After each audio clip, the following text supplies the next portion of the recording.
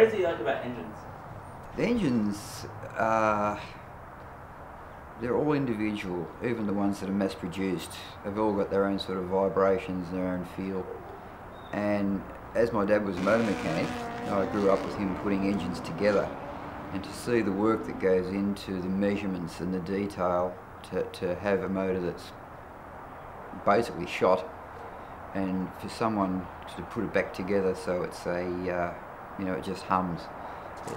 It's a sweet thing, and it's just a skill. How many vehicles have you say driven? Driven? Yeah. It'd have to be dozens, maybe even 100 or more. A lot. I've been driving a long time. Done a lot of kilometres. So. How long have you been driving? Let me see. Started off on motorcycles when I was 17. Got a car licence 18. So to be 30. Do the maths here. Yeah, 37 years. 37 years? Yeah. You used to be a taxi driver, correct? True. Do you have any stories about that? I could talk for days on that. For days. Anything particular that stands out? Probably a couple of the main things. I had a pretty severe accident at one stage. And some young blokes, 4 young blokes, B-platers, came through a stop sign and wrote the taxi off on my side. And I had a female passenger, 1:30 in the morning, and yeah, I was okay, a bit sore for a few weeks. But the passenger was in shock, the guys in the car were in shock, the car belonged to his dad. There's a bit of trouble in that one. But, it all turned out okay. But even afterwards, I'd pick that same lady up occasionally. And yeah, I was so her favourite taxi driver. After the accident, I managed to get out my door, sort of. And yeah, she wouldn't go near anyone else, she wouldn't talk to anyone else because people come out of houses and things like that. And she attached herself to me like a leech because we were having a lovely conversation. And yeah, she was a nice girl, young girl, 19 I guess, 18. Yeah, so that stands out a lot. Had a lot of other little bingles where someone's bumped into me or whatever, but yeah, that was a major accident. And I've had rat bags jump on the bonnet and hang onto the wipers and try and go for a bit of a bonnet surf, I suppose you'd call it, just sliding around their tummies. But yeah, twice I've had that happen that I can think of. I've actually accelerated in the car to maybe 20 or 30 k's an hour and then stomped on the brakes.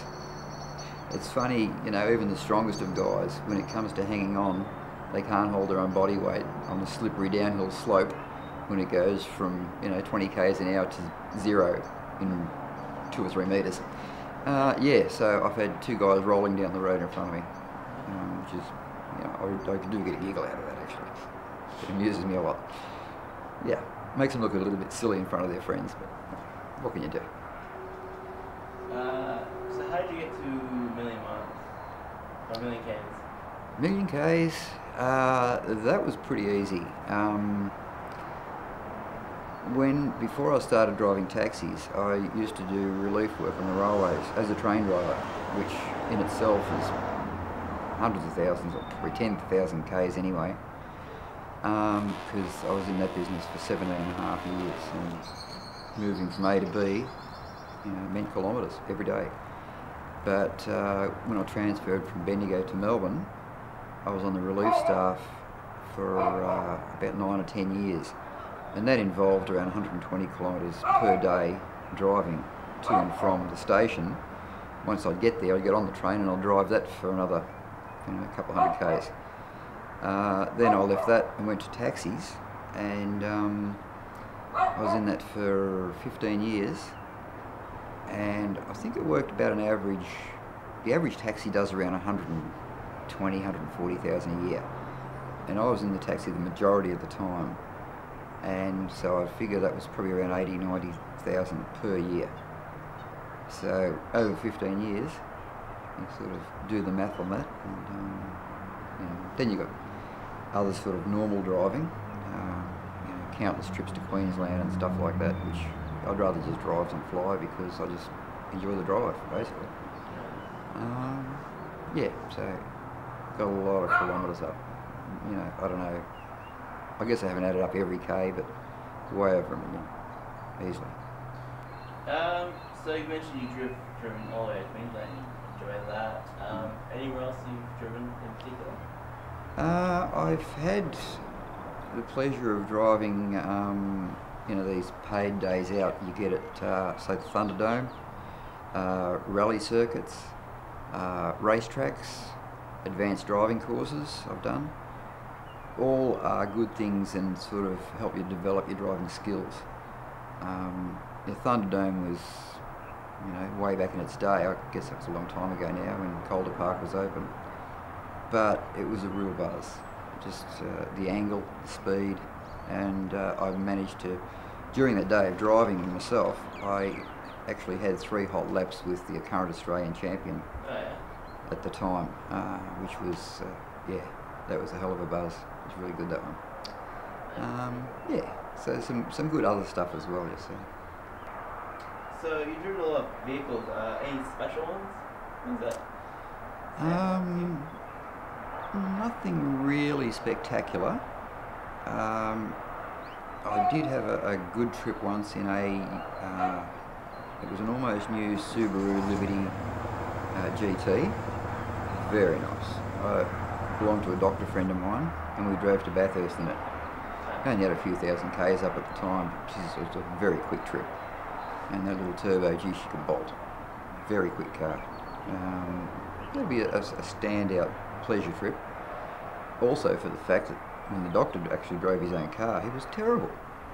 And he had an alcohol lock on it at the time, so we'd have kept puffing in the little blower thing, which was interesting. So, but that was an interesting drive. So you were a train driver. Yes. And so you what was your experience like that? It was something I really enjoyed.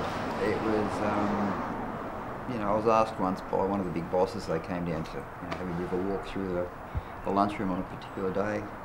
And they said, "Hey Pete, how's your, you know, how's the job going for you?" And I'm like, it's not really a job. It's more of a hobby. I just enjoy it so much, and they pay me really, really well for it. I said, "It's just great." And he went off, and he was quite happy with that. I hope he didn't think I was taking it or being flippant about the responsibilities, because they are huge. You've got 1,000, 1,200 people in a loaded train, and you're belting through the suburbs and, you know, the crossings and pedestrian walkways and things like that.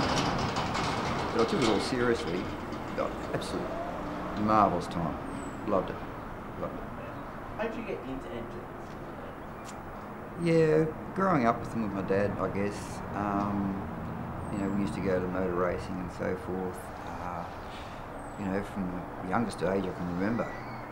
You know, down to Calder, down to Sandown, all within easy access of Bendigo, a couple of hours away. And plus, pretty much my dad didn't have any real hobbies. Once he'd finish at the garage for the day, he'd come home and he'd do extra work after hours, which the term they use is backyarding. So although he's a qualified mechanic, he still do backyarders. He would come to a weekend, someone he'd know might have a shot gearbox in their old E.H. Holden. Excuse me, sorry. And you know, he'd pull the gearbox out. I wouldn't actually do that because it's too big for me, but you know, I'd end up washing up the parts, the gears and stuff. He'd repack new bearings inside, new roller pins and all that sort of stuff. And you know, whilst he was putting it back up under the car, because there'd be a hoist situation, you know, I'd be passing up the bolts or whatever. You know, I knew which bolt to go next. So it was just good sort of stuff, and I enjoyed being under there. Got used to the smell of the grease and the oil, and become quite comfortable with it over the years, and I still like it even now. Don't know whether I could do it as a full-time job. Don't know whether I've got the skills and the patience, but yeah, just love them. It was a real bonding experience for you and your father. No. No, actually don't get along that well with my No? father, no. We do have vehicles in common, and we chat about those even still, but on any other level, we're not really very close at all. Yeah, one would think after spending every weekend together and evenings even after school and after his work, doing a clutch at 8 or 9 o'clock at night, you'd sort of bond, but we never really did that much. Totally different personalities, I think. Yeah, bit of a shame, but anyway. How's your love of engines rub off on your family? I've got 5 sons, and out of the 5, the only real interest is with one of them, and he loves his vehicles. That's the eldest guy. He's a policeman now, but he's actually just started 2 weeks ago as a highway patrolman in Bendigo.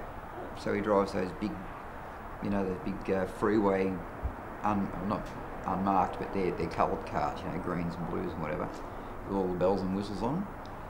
And he's one of the youngest in the state to ever have gone into that. He's just got such a passion for the driving, and he does have good knowledge with vehicles as well, but he doesn't get his hands dirty that often. Even his own private car is a high-powered SS Commodore.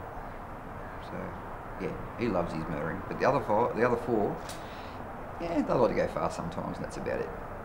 Pretty average, I guess. Normal young blokes. Anything you want to mention about the Monaro? Yeah, well, this one is my second Monaro. I only bought it because I made the mistake of selling my old 72 model Monaro coupe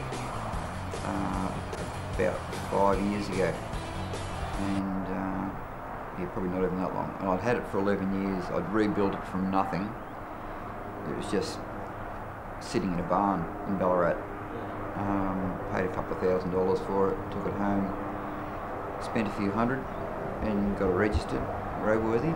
Did all the work myself under it, and yeah, during a matrimonial crisis, call it that, I had to sell it. I sort of lost the plot for a while and spent all my money, and I had to get things covered. And when I got myself sort of re-established a year or so later, I thought, I really need to have a car I can enjoy and get the pleasure out of when I need to. And that's when I, had this epiphany that after thinking about Skylines and WRXs and all these other nice performance-y sort of cars, I had this epiphany. Why not just get another Monaro? So, at 11:30 in the morning, when I got home from work that particular day, I got on the computer and I thought about the criteria that the car had to meet. It had to be a manual, it had to be less than 100,000 Ks, and it had to be less than $25,000. I put those into my computer, and this was the only car in Melbourne that came up. By, I think 12:30, I'd organised with the owner of this particular car to let me have a look at it that day. I caught the train from Mooroolbark into the city, into Fitzroy, and I was driving away from the Bendigo Bank at Fitzroy at about 5:15 that same day with this car. We managed to do the transfer and everything else. Fortunately, he had a current roadworthy on it, and I haven't been sorry 1 second since. Just like that, real fast. Did you have to do much work on it? No, this one was pretty good. Being such a later model, it was only 7 or 8 years old and 98,000 Ks when I got it, so it hadn't done a lot of miles anyway.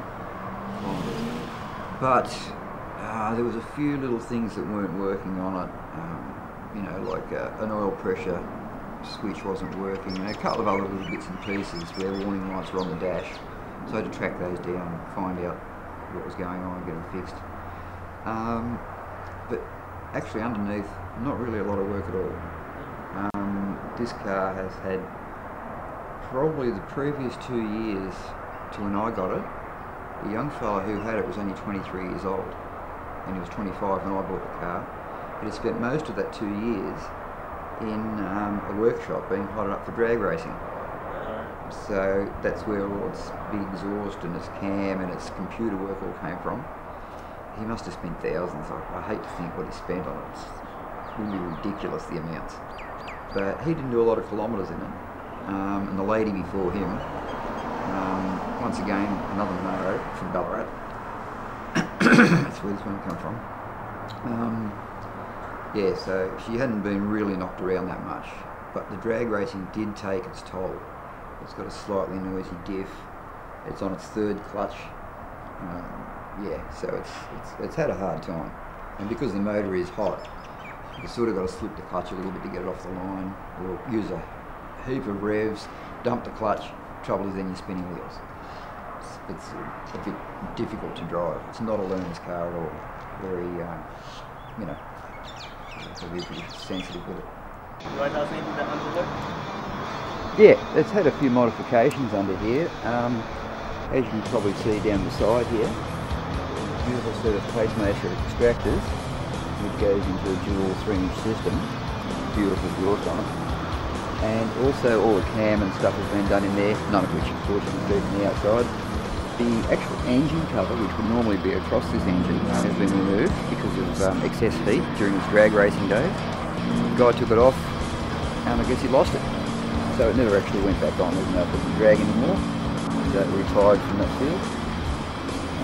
But yeah, these are a very good moto. Basically a 350 Chev, as in the old days. But these days they're made entirely of alloy aluminium. So they're very light. They're still very efficient. Old style, no overhead cams or any such thing like that. Still old school and just an overhead valve type of thing. But still a very efficient motor. Absolutely thousands of hot up parts on the market and all very cheap. So these are a great motor for anyone to put, even in a retro, like an old rod or something like that. You can remove the fuel injection. You can even have a carby on top of these days apparently. So yeah, they're a nice motor. Good motor. Bang for your buck. Lots of bang for your buck.